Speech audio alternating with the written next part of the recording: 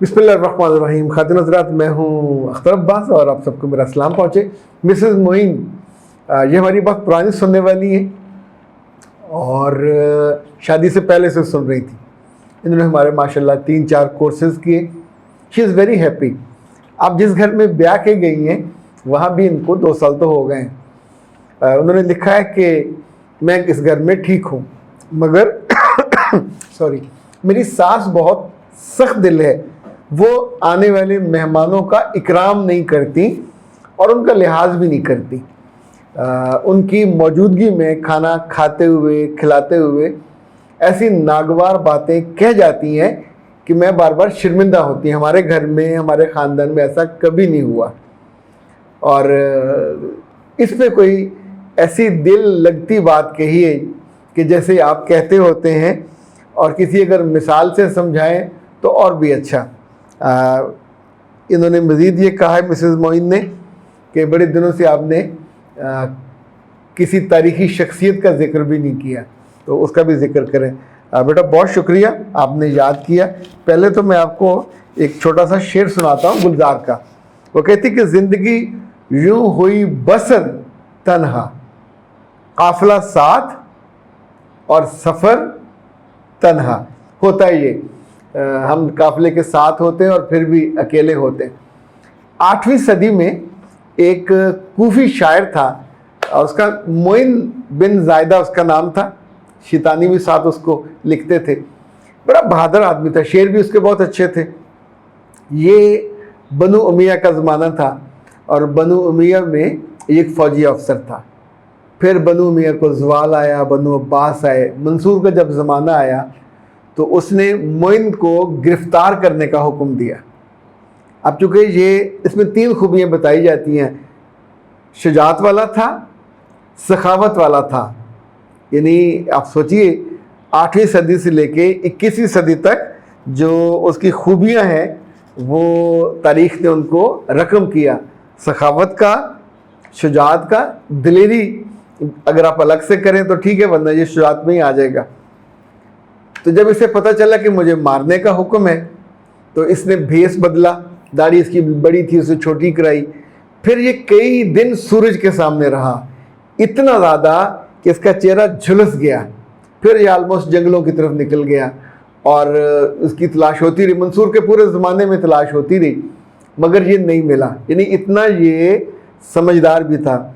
हुआ ये कि मंसूर के ख़िलाफ़ खरासानियों ने कर दी बगावत, और खरासानियों के साथ साथ इसमें एक जो ग्रुप था वो और भी शामिल था।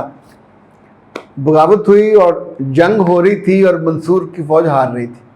तो अचानक एक उसने बिल्कुल ज़रा बख्तर पहनी हुई और नकाब लिया हुआ घोड़े पे आदमी आया और ऐसी वो जान लड़ा के लड़ा कि जंग का नक्शा पलट गया।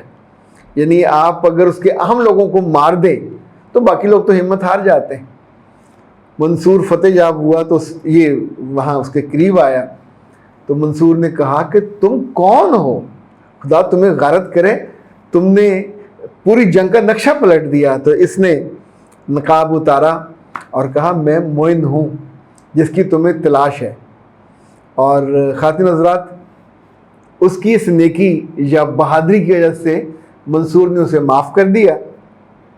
उसने कोई गुनाह नहीं किया हुआ था, दूसरी हुकूमत का आदमी था ना, जो उससे पहले वाली हुकूमत थी। ये अब तक ऐसे ही चलता है कि एक हुकूमत का आदमी दूसरे वाले कहते हैं इसको जान से मार दे। ये तासुब हमारे यहाँ भी पाया जाता है, नहीं होना चाहिए। हुकूमतें बदलती रहती हैं, ये नफ़रत जो है इसका सफ़र भी रुकना चाहिए। हुआ ये कि मोइन को उसने यमन का और आसपास का गवर्नर बना दिया।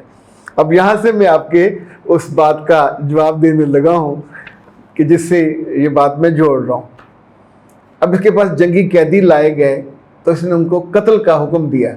उस ज़माने में यही होता था कि जो गवर्नर होता था, हाकिम होता था, ही वॉज द अथॉरिटी। वही चीफ जस्टिस होता था, वही जस्टिस होता था, उसी ने बात सुननी होती थी और मारने की। उसको कुछ चैलेंज नहीं कर सकता था। तो जब कैदियों को हुक्म हुआ तो एक कैदी बोला हम बहुत भूखे हैं, कई दिनों से खाना नहीं खाया, तो आपने हमको कत्ल तो कर ही देना है, तो कम से कम पेट भर खाना तो खिला दें। तो मोइन ने اپنے اسٹاف سے کہا کہ اس کو کھانا کھلاؤ، پیٹ بھر کے کھانا کھلاؤ. تو پیٹ بھر کے کھانا انہوں نے کھایا. اچھا کھانا کھانے کے بعد جو ہوا، اپنی ساس کو یہ بات سنائیے گا، چاہے یہ ویڈیو پوری سنا دیجیے گا. بعض کی ساسیں کنجوس ہوتی ہیں، بعض کی مائیں کنجوس ہوتی ہیں، بعض کی بہنیں کنجوس ہوتی ہیں، بعض ایسے خود بھی کنجوس ہوتی ہیں. تو وہ ساری کنجوسوں کے لیے یہ مرد عام طور پہ اتنے خسیس نہیں ہوتے کہ کھانا، نہیں تو اوکھے ہو کے ادھار پکڑ کے بھی کھانا کھلا دیں گے. عورتوں میں یہ دل کی تنگی ایک سزا کے طور پہ ان پہ مسلط ہوتی ہے.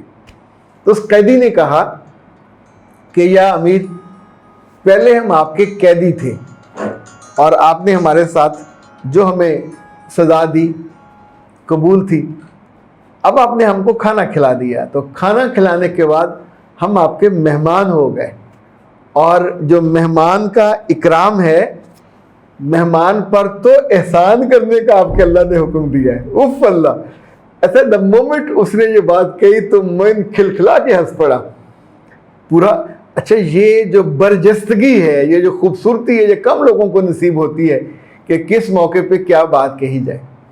کہاں قیدی سزائے موت کا، کہاں کھانا کھایا، اور کھانا کھایا اس میں جوڑا کس کو کہ مہمان جو ہے اللہ کا مہمان، یعنی جس کو ہم کھانا کھلاتے ہیں وہ ہمارا مہمان بن جاتا ہے. مہمان کو ہی کھلاتے ہیں ہم، کسی دشمن کو تو نہیں کھلاتے.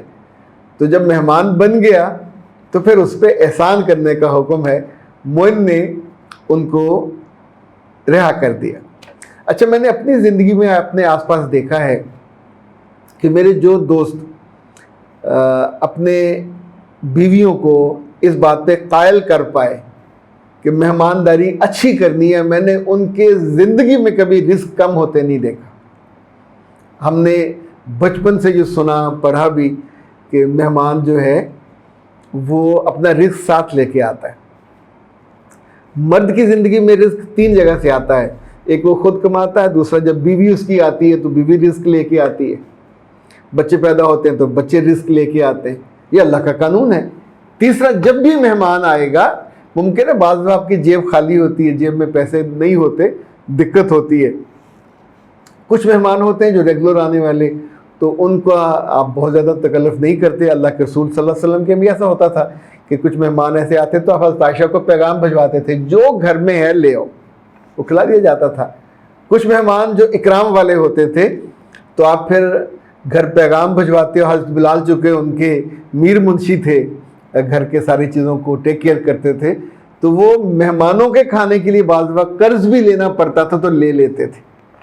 قرض اپنے مزے کے لیے نہیں لیا جاتا تھا، اور پھر ظاہرہ آ جاتا تھا کہ وہ قرض واپس ہو جاتا تھا اور زندگی آگے چل پڑتی تھی. رب کی کائنات میں اللہ ان لوگوں کو بہت پسند کرتا ہے، لوگ بھی اور لوگیاں بھی. آپ سوچئے کہ تاریخ میں اگر حضرت فاطمہ کا ذکر آتا ہے تو اپنے والد سے محبت، اپنے میاں کی اطاعت کے ساتھ ساتھ یہ مطلب گھر میں کم روٹیاں اور وہ بھی روزے میں اور لوگوں کو دے دی. مہمان نوازی، گھر میں کوئی مہمان آیا تو کچھ صحابی، ایک صحابی اور ان کی بیوی نے کھانا کم تھا تو خود منہ اندھیرا کر کے خود منہ ہلاتے رہے، ان کو کھانا کھلایا. تو اللہ کے رسول نے اگلے روز جب وہ آئے تو مسکرا کر ان کو کہا کہ رات تم نے یہ کیا. آپ سوچئے کہ خود اللہ کو یہ کتنا پسند ہے. کسی نے پوچھا تھا اللہ کے رسول سے کہ اللہ کو سب سے زیادہ کیا پسند ہے، تو اپنی ساس کو بتائیے گا کہ اللہ کے رسول نے کہا اللہ کو کھانا کھلانا پسند ہے. اپنی نوکرانیوں کو کھلایا کریں، اپنے میڈز کو، اپنے ڈرائیورز کو، اگر آپ دفتر میں ہیں تو اپنے عملے کو. کبھی رزق کم نہیں ہوگا. آزمائش شرط ہے. اختر عباس کو دیجیے اجازت. السلام.